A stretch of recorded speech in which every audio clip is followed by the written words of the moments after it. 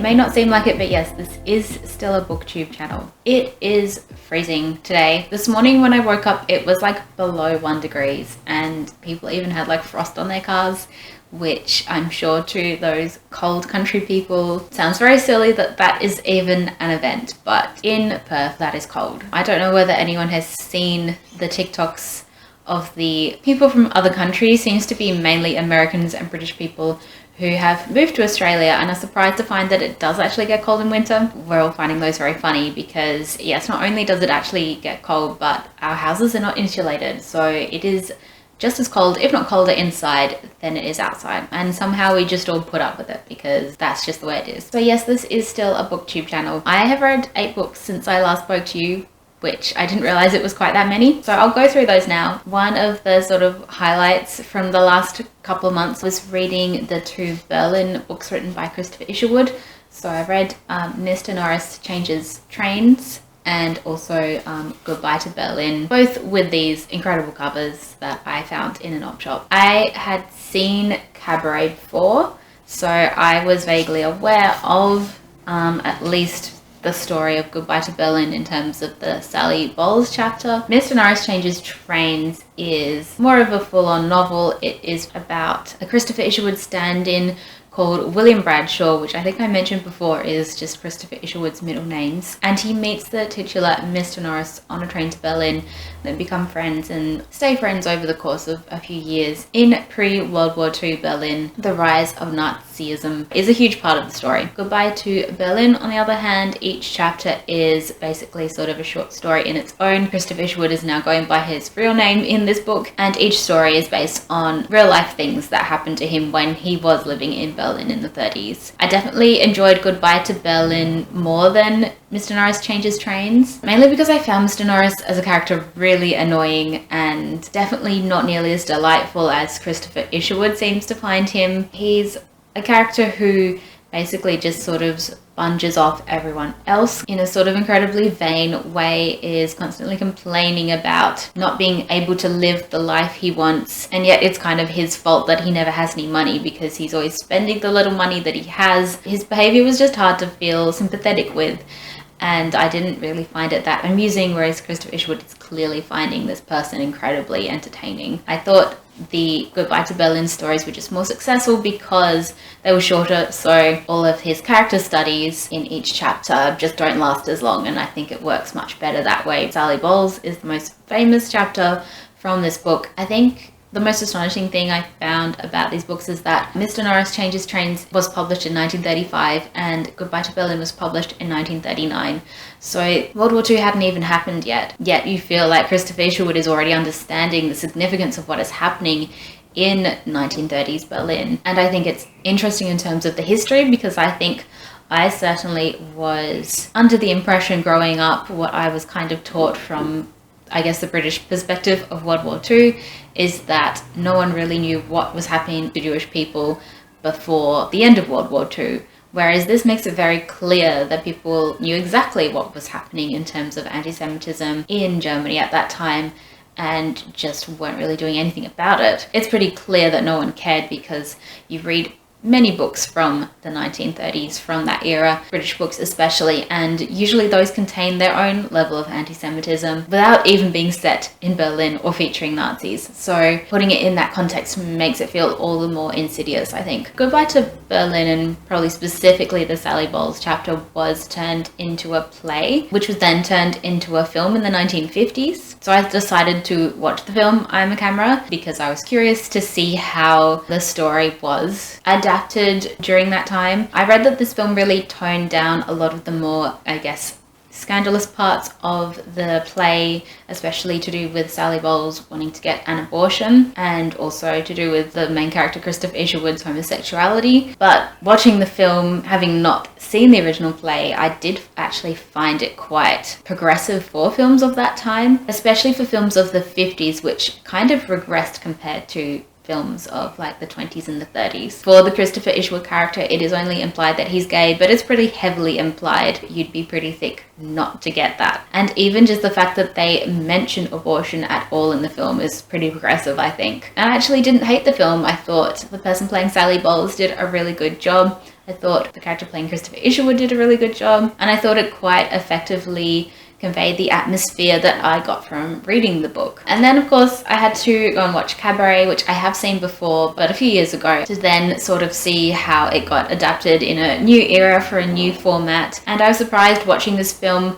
how similar it actually was to the original book, aside from the characterizations, which was interesting. Sally Bowles in the book does not continue to be a singer and a dancer at a club, so that's a huge difference. I don't think Liza Minnelli plays Sally Bowles exactly like she is from the book, especially because she's playing her as an American. But she does such a good job that she really makes that character her own. I really didn't like the guy playing the Christopher Isherwood character. I think he's called Brian in this film for some reason. I thought he was a bit of a drip and he kind of let the film down in my opinion. But then reading up on the film, I realized that this film is not at all like the actual stage version of Cabaret, which I didn't realize when I first watched this. And the stage version of Cabaret is probably the most different from the original book because it really changes everything up. And actually, when going to turn the musical into this film, the writers decided they would go back to the original novel and take more from that. And it's kind of quite well known that they added in new songs, which have now become part of a lot of stage productions. Now realizing that, I still feel like I haven't actually seen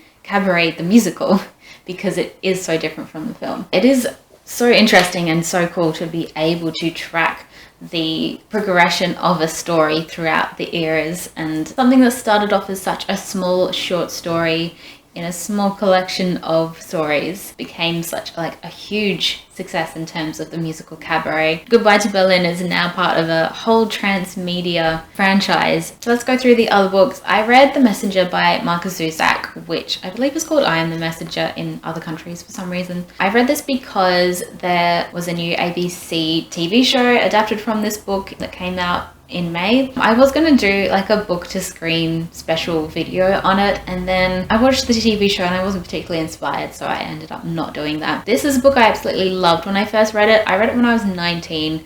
It's an Australian book. Obviously Markus Zusak is most famous for writing The Book Thief, but this is a book he wrote before that, published in 2002, and it's about a guy called Ed. He is 19 years old. He's just some ordinary Aussie guy living out in the suburbs somewhere outside of Sydney. He drives a taxi and plays cards with his friends, and that's kind of it. But then one day he inadvertently stops a bank robbery, and straight after that he starts getting these playing cards with messages written on them. These messages end up relating to different people around his community, and he has to work out how to help these particular people that the cards are like sending him to. At first I was quite enjoying it. It's very easy to read, and Ed is kind of like a fun character to be with because he's constantly going on about how much of an ordinary bloke he is. There were aspects that felt quite dated in terms of his friend Audrey, who he has a crush on. He's constantly talking about her legs all the time, which is really weird. But the general theme of the book being about how you don't have to be a special person to help other people, and how people can get so isolated even while living so close together as we do in suburbs, in communities. And it doesn't take a lot to help people and bring people together, and it just makes everyone happier. But then the ending was so dumb, and I didn't remember the ending at all, weirdly. It just made me angry and I didn't like it. I also was very curious as to how they were going to adapt the book, partly because of how dated some of it was, and also how the ending of the book just would not work in a TV format. So I watched the show and it was okay. It was a little bit weird. A lot of Australian TV comes across as quite amateurish, unfortunately. I thought this one was okay. Like, it was definitely not as bad as some I've seen, but it wasn't amazing either. I don't think it was necessarily bad. I think it just didn't appeal to my sensibilities. One of the things that I found really annoying was that it was set at Christmas time, and yet everyone was wearing thick jumpers, and it was like clearly filmed during winter. And I found that really confusing because like literally this is an opportunity to show a proper Australian Christmas in summer. So I found that an odd choice. It felt like they just wanted to set the TV show in winter to give it that dark and cold atmosphere, and yet they had to include Christmas in it because that was part of the story. They did do a good job of updating it though. They changed a lot of the characters, changed genders of characters, gave all the other characters their own storylines as well. It wasn't just Ed being the main character, and they definitely changed the ending for the better as well, though I still found it a bit weird and a bit stupid. It was nice to see an Australian show try trying something a bit different, but it's not something I would necessarily recommend to anyone else. So after that, I finished The Professor by Charlotte Bronte. I think when I last talked about this, I said I was enjoying it quite a lot because I was really getting into the classics of it all, but it definitely dropped in quality, I would say, towards the end. I did read can we call it a rumor when it's about something from the 1800s? But I did read a rumor that her husband kind of finished off the novel, that potentially maybe it wasn't finished, or maybe he didn't particularly like the way it ended and so changed it or something. I'm not sure how true that is, but it felt very rushed towards the end. And the protagonist ended up being a real sleaze. So I wrote a few notes about that and some of the very weird opinions that people had in this book. So firstly, the protagonist, I can't remember his name now. He moves to Belgium and works at a boys' school, and right next door is a girls' school. And he complained when he got into his room that he couldn't see into the garden of the girls' school, and literally tried to like take boards off the window so he could see into the garden. So firstly, he's a perv and a creep. He was also incredibly rude about local Belgian people. He described them all the time as dumb and ugly. He uses a lot of different stereotypes for countries, including England, throughout the book, but the Belgian one was particularly rude. He also believes that the women in Belgium are not meek and mild because they're all Roman Catholics, unlike the lovely British ladies because they're like Anglican or whatever. He does actually end up working at the girls' school and starts to be infatuated with one of his pupils. She is not a child, she is an adult who wants to learn English and is a teacher at the school, so it's not as creepy as it could have been, but it definitely felt like a real like teacher-pupil fanfic sort of thing, in that he was always going on about how she loved it when he was teaching her things, even when they were like supposedly in a happy marriage. He was really super rude about old maids as well. There was a real angry outburst about women who were not married beyond the age of, I guess, 25 or something. Interesting knowing that this was one of Charlotte Bronte's first books, and what interactions had she had with old maids at that time that made her so angry against them. Quite bizarre. He also said he couldn't love his wife Frances if she was ugly, and then Frances as well talks about how bad it would have been to be an old maid, and says if her husband had been abusive she would have left him, but if she had been an old maid her life would have been sad and pointless. I wrote that note a while ago, so yeah, I guess what I'm saying is she would have left him if he was abusive, but she still would have been sad if she'd ended up an old maid. So I would not call it Charlotte Bronte's finest work. I am starting to think she was a bit of a one-hit wonder with Jane Eyre, but I still do want to read Villette and Shirley, like actually finish them properly to make my final judgment on that.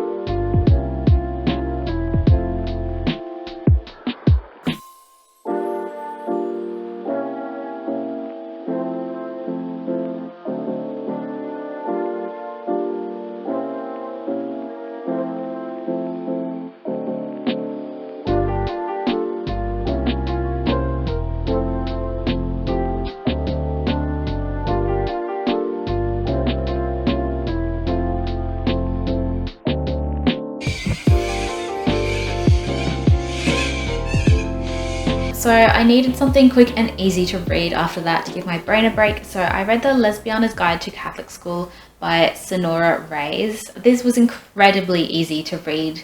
I didn't quite realize it was YA until I started reading it. It's about a 16-year-old girl called Yamilet. She and her brother are starting Catholic school for the first time because her brother has been bullied a lot at the public school. So they managed to get a scholarship to go to this Catholic school instead. Throughout the whole book, Yamilet is dealing with a whole bunch of things. She is lesbian, she just came out, but her best friend completely ghosted her after she came out to her. So she's dealing with that. She's dealing with new crushes at her school. She's dealing with the fact that her dad was deported back to Mexico, and so she's only able to contact him over FaceTime. Also dealing with the fact that she thinks her mum would throw her out of the house if she came out to her, and so is desperately trying to save money in case that happens. I did find the tone of this book quite odd because it was using the typical YA, like teenage school tone of voice that a lot of those books use. Quite light and fluffy in a lot of places,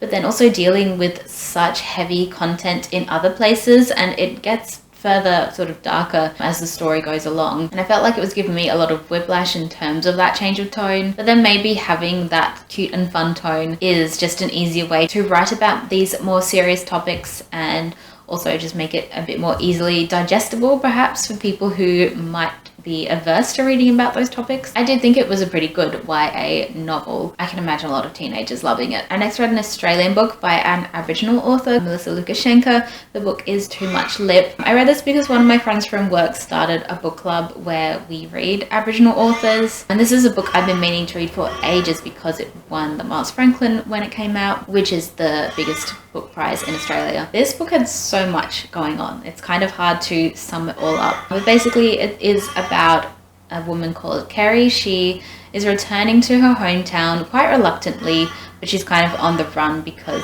she got mixed up in a robbery and her girlfriend has been sent to prison in her hometown. And being back in her family home, you sort of learn about all her different family members. It's basically a book that details the way that colonialism is affecting Aboriginal people today, or at least this particular family, because obviously everyone has different experiences. It was interesting to read a book that kind of included a lot of what I've read in terms of news articles and seen on documentaries, but seeing it in fiction I think can so much more easily sum up those experiences in a more personal and emotional way. The book has a real heavy focus on generational trauma, about how being displaced from their land by white people is not only still happening now, but has just caused a ripple effect throughout the generations, which leads to all the issues that you see people display in this book. It's really heavy going, but it's also really funny. It's a true family drama. Like, you see absolutely every aspect of these characters and their relationships with each other. I would be so curious to see what someone who isn't Australian would make of this book, or even someone who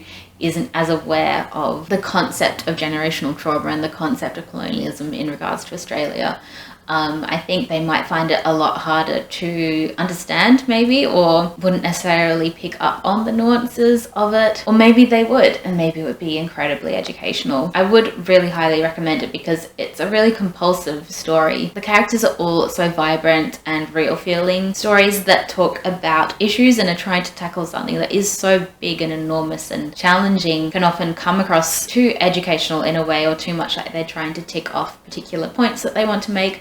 But I never felt like that when reading this book. Incredibly well written and incredibly impactful. And then finally, my request for The Guest by Emma Cline came in from the library, so I of course rushed to the library to get that book, and actually read this pretty much in one day, which was so delightful because I have not done that with a book for so long. Emma Cline wrote The Girls and a short story collection, Daddy, and I didn't mind both those books. The Girls I read a long time ago.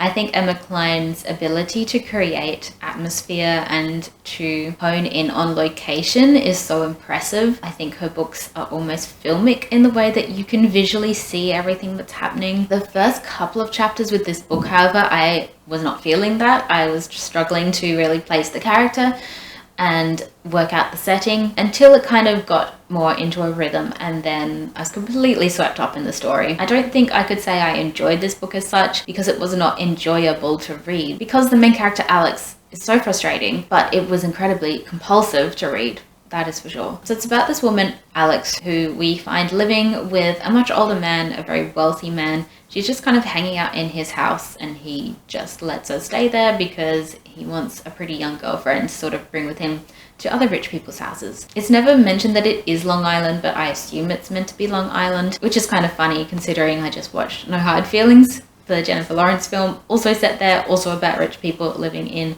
fancy holiday houses in that area. But yes, she's living there until she takes things a bit too far and he kicks her out. She decides, instead of going back to the city, that she'll just hang around that area and wait about a week for his Labor Day party, I think it is. For some reason, she thinks at that party she'll be able to make amends and everything will be back to normal. It's quite fascinating to see this woman charm her way around different characters and sort of hang out in all these different rich people houses. This is where Emma Cline's ability for location comes in, because it could be quite boring to just read about a lot of different locations, because a lot of the book is constantly describing the new places that Alex finds herself in. And yet I found the whole thing so fascinating. Maybe that's partly because I do enjoy looking at rich people's houses in a sort of grand designs way. And she's also very talented at drawing these people and these characters, so you know exactly what kind of people they are. I can absolutely imagine this being made into an indie film. It's set in summer, it's set only over a week. It would be so perfect as